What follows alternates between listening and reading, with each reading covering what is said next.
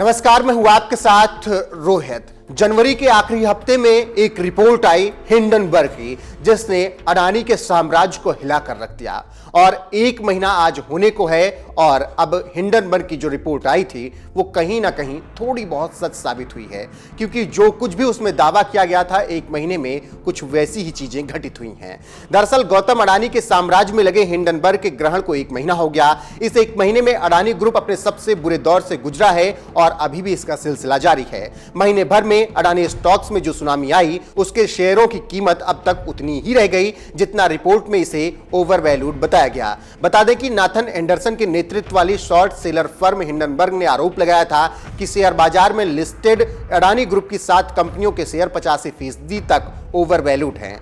अब ऐसे में आप समझ सकते हैं कि किस तरीके से हिंडनबर्ग की उन रिपोर्टों की खबरें सच हो रही हैं जो दावा किया गया था। अब ऐसे में आपको बता देते हैं क्या हिंडनबर्ग का दावा सही साबित हुआ या फिर उसमें कुछ गलती भी है। दरअसल अडानी ग्रुप को लेकर अमेरिकी forensic financial research firm Hindenburg की रिपोर्ट एक महीना पहले ठीक आज ही के दिन यानी 24 जनवरी को आई थी और वो जब पब्लिश हुई थी उसी के बाद सुनामी आ गई थी और पूरी तरीके से शेयर मार्केट में हड़कंप मच गया था।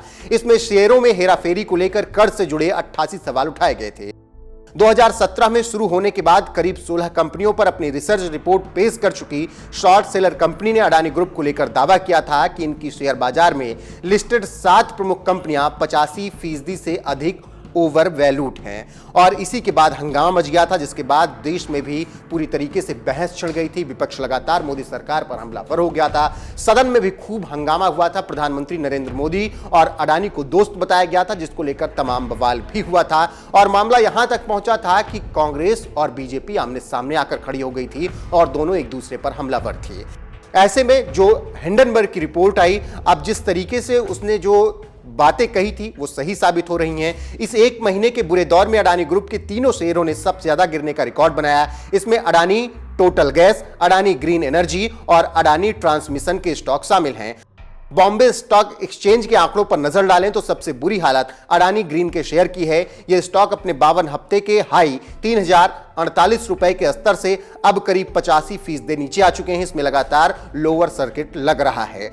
अब इसी से आप समझ सकते हैं कि किस तरीके से अडानी ग्रुप्स के शेयर के भाव गिर रहे हैं और जो कुछ भी दावा हिंडनबर्ग की रिपोर्ट में किया गया था वो कहीं ना कहीं सच साबित हो रहा है। बात करें अडानी टोटल गैस के शेयर की तो 24 जनवरी से अडानी टोटल गैस कंपनी की मार्केट वैल्यू में 4.3 लाख करोड़ रुपए से कम होकर 1 लाख करोड़ से भी अब ये नीचे आ गई है। स्टॉक प्राइस के लिहाज से देखें तो 24 जनवरी को अडानी टोटल शेयर का भाव 3851.75 रुपए था और अब इसमें 80.68% की गिरावट आ चुकी है। शुक्रवार को अडानी के शेयर में भी लोअर सर्किट लगा और इसका भाव गिरते हुए 751.80 रुपए तक पहुंच गया। अब इन आंकड़ों से आप समझ सकते हैं कि किस तरीके से एक महीने में अडानी ग्रुप्स के शेयर बहुत ज्यादा गिरे हैं और लगभग 80 से 90% की गिरावट दर्ज की गई है। तो हिंडनबर्ग ने जो रिपोर्ट 24 जनवरी को दी थी, अब एक महीना पूरा होने के बाद जैसा उसमें कहा गया था ठीक कुछ वैसा ही होता हुआ दिख रहा है। बहरहाल अब देखना होगा कि किस तरीके से अडानी इस मुश्किल दौर से निकलते हैं और उनका ग्रुप एक बार फिर से किस तरीके से खड़ा होता है। फिलहाल तो यही है कि हिंडनबर्ग ने जो रिपोर्ट पेश की थी उसका खामियाजा अडानी को भुगतना पड़ रहा है।